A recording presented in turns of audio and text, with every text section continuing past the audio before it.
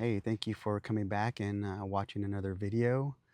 This one will be a March recap of the City Council meetings. This will be part one for March 3rd City Council meeting. We're in mid-April, so I apologize again, just a busy time of year and a lot going on with council to make some time to do these videos. But again, my mission has always been to inform the community and again, just my perspective of things that are happening. And so instead of watching, a 4-hour meeting, I'm going to give you a little recap of what I thought was kind of interesting and some highlights, at least from my perspective. So again, my name is Raymond Beltran. I'm a District 1 representative. And my term will be ending this November. And I'm not seeking re-election, unfortunately. But again, this is my opportunity to interact with the community, to provide answers, to provide just what the governance is of as a city council member and how we go about, or at least how I go about the agenda and voting and dealing with issues within the community. So again, this is March 3rd, and on the consent calendar, I'll go to consent calendar items number 4 and 5, and these were RFQs, and these are requests for qualifications. And this has to do with engineering, surveying, and also planning consultant for the city. So these are things that we've pretty much standard have contracted out. As much as we don't want to contract out or privatize certain jobs within the city, there are ones that are very unique and hard to find specialists that understands the scope, the complexity of these departments, specifically for engineering, surveying, and planning consultant. My father was a surveyor and civil engineer for the city for over 20 years. And so when he left, a lot of the things that we used to do in-house aren't done as much. A lot of it's contracted out because it's really hard to have engineers come to a small town and work for $100,000 a year, $120,000 a year, whatever the rate pay is roughly. Because in the private sector, you can make a lot of money. It's a niche kind of job. Especially in civil, whether it's bridges, roads, infrastructure. It's very complex, a lot of regulations. And this is something we've had contracted out for a while because although the city was good at recruiting individuals to come and learn, we had a hard time retaining them just because the private market was so much more lucrative. This is something that you plant these seeds with people that work for the city. They work their way up. Maybe they go to college, they come back, do some kind of internship or entry-level position in the planning engineering department. And either it's one of those jobs whether you love it or you hate it. And if you love it and you have local ties, you'll tend to hopefully stay. And because it's not always about the money, it's the community that you serve, and you want to stay local and support your local government or community. And so, although for the most part this was a standard contract and something that we have done previously, with the reorganization that I'll get to later on, this was a little bit more detailed as far as the scope was a little bit larger, more in depth, more detailed because with the reorg, there's going to be individuals who aren't going to wait to see if they have a job or not, if they have opportunities to go somewhere else because of the decisions that the council made. I'm not sure who would want to just sit around and wait to see if they have a job or not. The mayor made I don't think it was a great comment of prove your worth. Um, I, I can't relate to commenting on people's job or career path to say that you prove yourself. there's always expectations to do more. And the local city government, it's not about having a government job. I mean, you can find people that may not do a good job in all aspects, whether it's privatization, a hospital or Amazon, whatever it might be. It's human nature sometimes to maybe not go 100% every day, but it's another to criticize or critique, I guess, public work that you have so many restrictions on how you do your job, what's required. And from the outside, you can be very critical of why are they doing it this way? Why is it taking so long? Um, I think that's the most thing. Why is it taking so long? But there's so many bureaucratic red tape and a lot of things, and some are good and some are bad for those requirements. Um, but again, it wasn't. I'm speaking about it because I don't think it was necessarily uh, a bad thing to contract out. Like I said, these engineering and planning services that we already have. Our city planner right now is a contract. He's not a city employee. But when you start to tear apart my aspect, at least my perspective, I should say, is kind of tear apart a department because you don't understand it or you think there's a way to do it better when you really don't have a lot of experience running a city, whether it's a city council member, or city manager. Um, I think it just shows a little bit of inexperience of understanding the departments and kind of what they have to navigate to do their jobs. So although again, it's kind of a standard thing that we had been doing, I think the criteria has gone bigger due to the fact that we're doing a reorganization of it. And there's a lot of individuals who either are on leave or have left the city and their positions haven't been refilled, which then puts a lot more pressure on those departments to do a thorough job, but they don't have necessarily the resources, especially knowledgeable personnel to help them do that job. And so it's a trickle effect, like a domino, like one falls and the next and the next, and then pretty soon there's a lot more criticism that department may have because of the decision making that were coming, or even just the rumors sometimes. Again, it's a very niche position. This isn't something that you could just go and take to another place of employment. City planning, city engineering, civil engineering is a niche type of a job, especially for a rural area as we are, in the Central Valley up against the foothills. It is hard to find those positions. So that's just a little bit on that.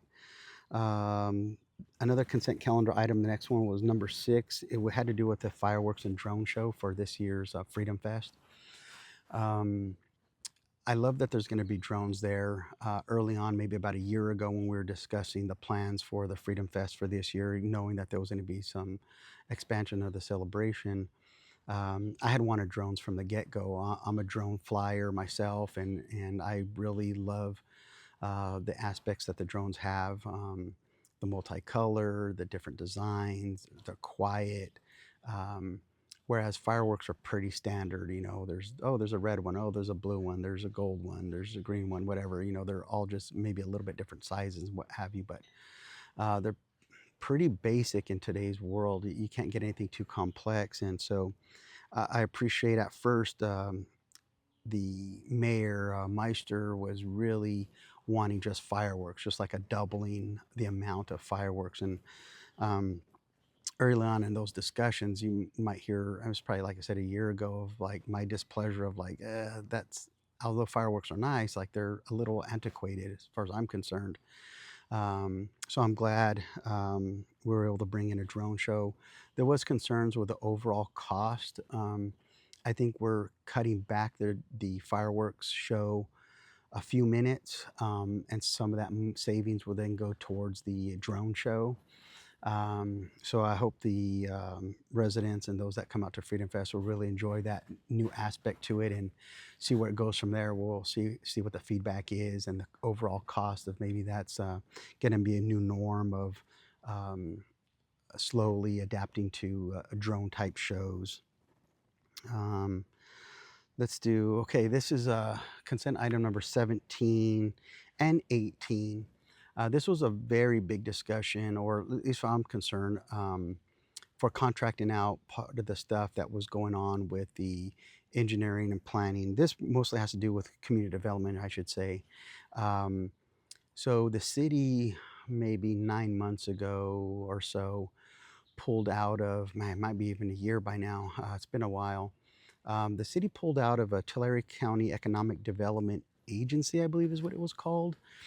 And that was with a lot of the cities in the Tulare County paid a portion, a fee to belong to this organization. And what the organization did was they went and found businesses, economic development that would want to come to our area. People that were expanding, maybe startups, all that kind of stuff. And there was some criticism that the last real big thing that had came was Walmart like 30 years ago. I think there was a couple of smaller things that had come here and there, but they were charging. It was like $20,000, then it went to like $30,000, and again, this is going off of memory, so please forgive me if my numbers are a little bit off, but estimated, I think the last call for funds was like $35,000 a year. There was some criticism a little bit of the organization of, hey, what are we getting for our value here of $30,000, 25,000, whatever the dollar was at the time over the last couple of years. And they said, and they had an annual meeting in Visalia every year to break down the economics in Tulare County and the region of the things that were working and not working, and the trouble with, not a high level workforce of like their education and degrees that kind of hurts what type of employers may want to come to the area. And so it was great stuff just to learn more outside of our walls of what's impactful to our region, what are the different factors. So anyhow, we left them because we thought we weren't going to get the value. But going to consent calendar item 18 on this March 3rd meeting was, okay, well, we're going to pay, who was it? We're going to pay Graham Associates, who's a local gentleman. I think he's one of the owners. I don't think he owns the whole company. It's an association or associate. So there's probably multiple partners in this. But initially, I think it was over $100,000. And we have a score, people apply when we put out these requests for proposals or qualifications to see kind of this is what we're looking for, and they answer all those requirements, and they get a score. And I believe they scored somewhere in the 70s, and for like over $100,000, if my recollection is correct. And I think they scored like number 6 or 7 on the list.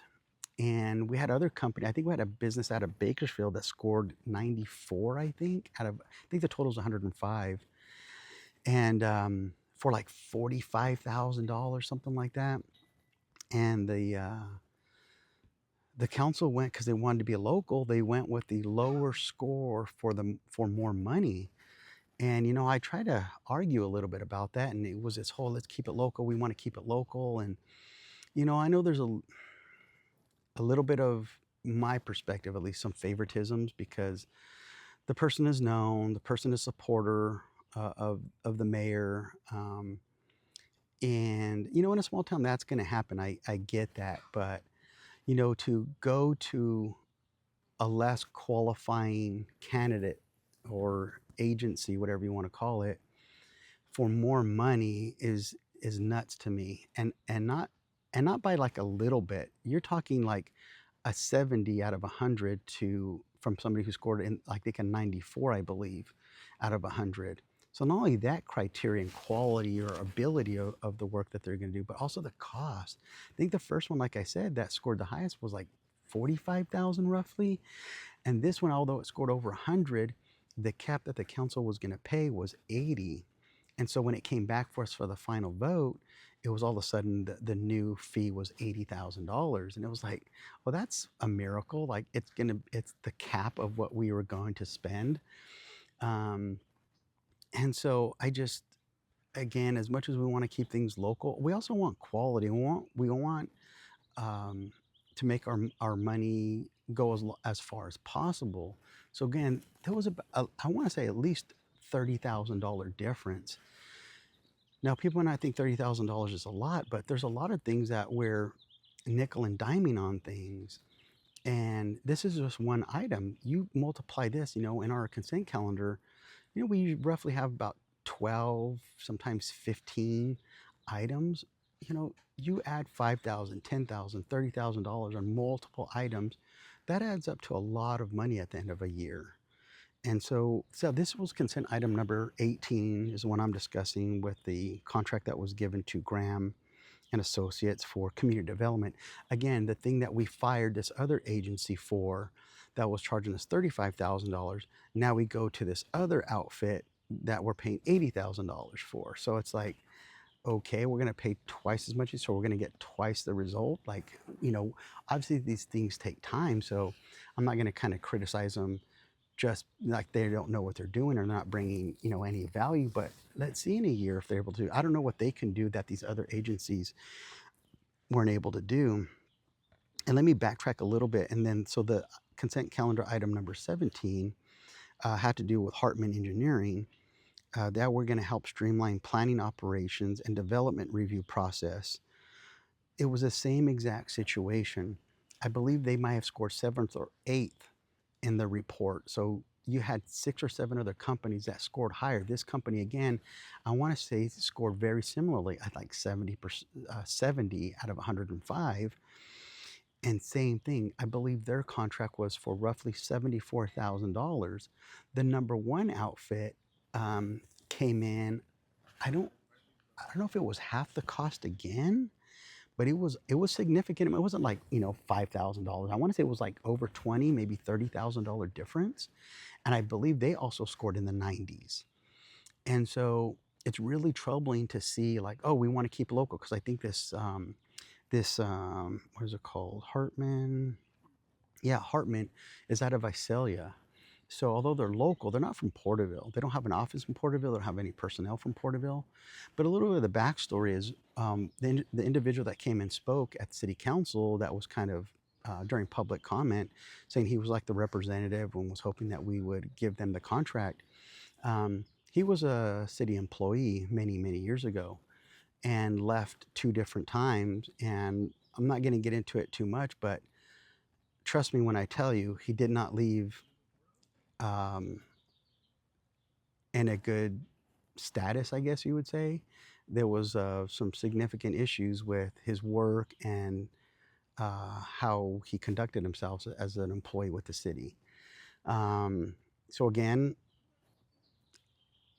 it's a personnel issue. I spoke with staff who was here at the time that are no longer with the city, but they worked with him. And I asked, again, this is why it takes me so long to go through my agenda, because this is a small town. Everybody knows each other. So you just call, hey, do you know this person? They used to work here. What is their work? So again, not trying to attack him too much personally, but it's more of we're paying more for less once again, because it's this drive to stay local, even though they're technically not from Porterville. And it gets really frustrating to hear over and over again the mantra of keep local. And then I'll get to some stuff, here coming up where we kind of are doing the opposite depending on what the project is or who's in charge. So those were the consent items for March 3rd. I'll go to the public hearing. We talked about the entertainment zone. I think I might have briefly spoke about it in my last video from February. But this one, we finally officially talked about it and voted on it, and it passed 4-1. Again, I'm not going to go a lot more into it, but it finally got final approval. And so Main Street will be designated entertainment zone, as well as the airport. I'm actually out here at the airport right now. It's nice and quiet. But the airport will also designated as an entertainment zone, so they can have adult beverages out here when they have a function. So just when that stuff comes up, that's what happened. And I gave my perspective again. I don't believe that alcohol sales should be driving our downtown revitalization. I think that's a poor messaging. I don't think that's what made Porterville stand out. If anything, it kind of caused a lot of problems.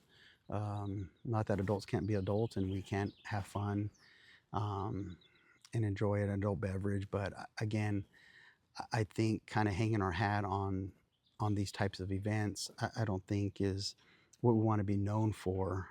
But maybe it's another tool in the toolbox to help certain events. We'll see how it goes. The main part, again, I shared in my last video was the cost to PD for security, because Porterville Police Department will be providing security for these, and I think it's going to double the personnel needed, and so we'll see how that impacts our general fund. Um, and again, there's going to be a fee associated with getting the bracelet to be a participant in these events. But again, I had asked that the funds go towards the security to make the city whole and whatever that cost might be. And it was basically that was not acknowledged by my fellow council members of being an issue. So that'll be coming at some point to an event on Main Street.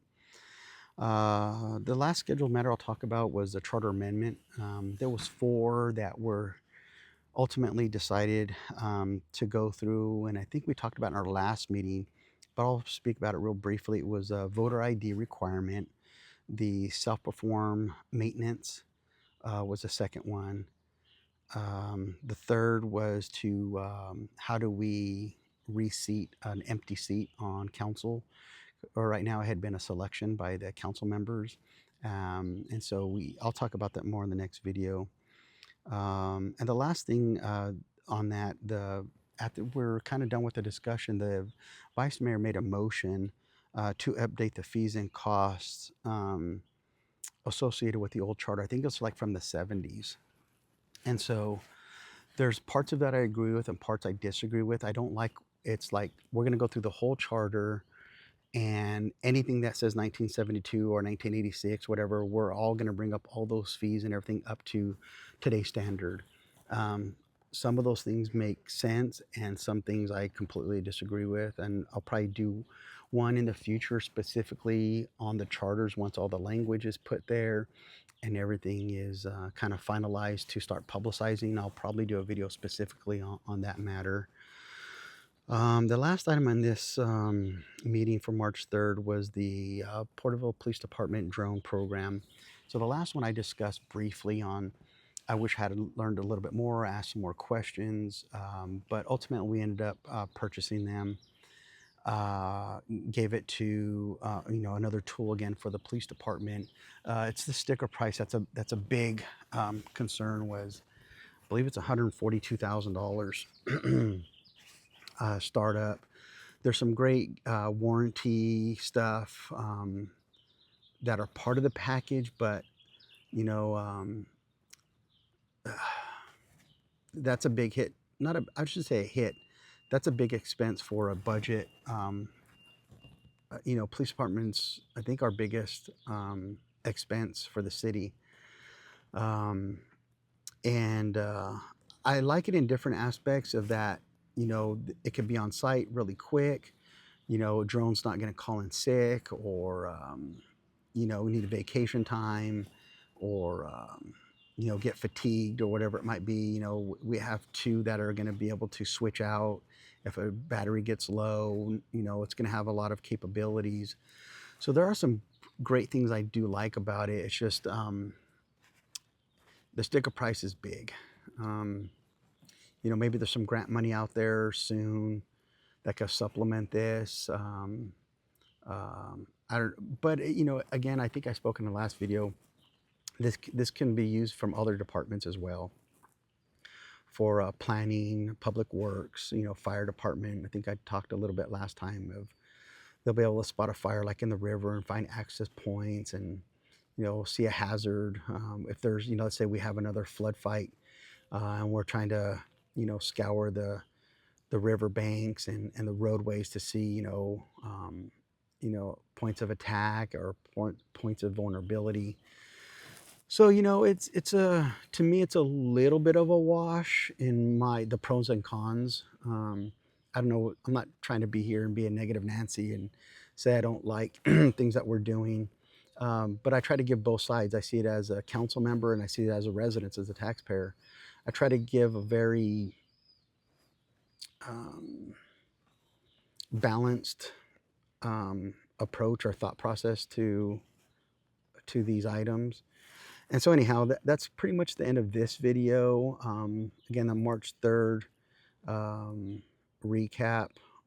If you have any questions, feel free to make it in the comments. I'll try to respond if there's something I missed, or maybe you have a question in the March 3rd that I didn't address. Maybe I could do that. But coming up, we're already in April. We already had one meeting. We're getting ready for our second meeting in April. And we're going to have our CIP meeting coming up, and that's the capital improvement projects. That sets the big projects for our city, whether it's street renovations. In the past projects, just as an example, was the trails, the community center, the animal shelter, the library. Those are called capital improvement projects. Any of the large ticket items for our community, the tertiary plant, maybe Santa Fe Sports Complex will be another one that's going to be by the hopefully newly constructed library on Olive there by the courthouse. And then we have a budget meeting that'll be coming up in a few weeks as well. And so I'm going to try and make videos on each one of those. So I love that the city is actually doing a budget meeting for the community, kind of to understand. I think it's going to be at Veterans Hall. I'll be posting on my social media. People want to learn about the budget and what's going to happen, how it works, where we're at overall. I think it's good resource, a good outreach by the city to do that, to inform the community. And so again, this is the end for the March 3rd recap, and I'm going to start another video shortly for the March 17th. Alrighty, thank you.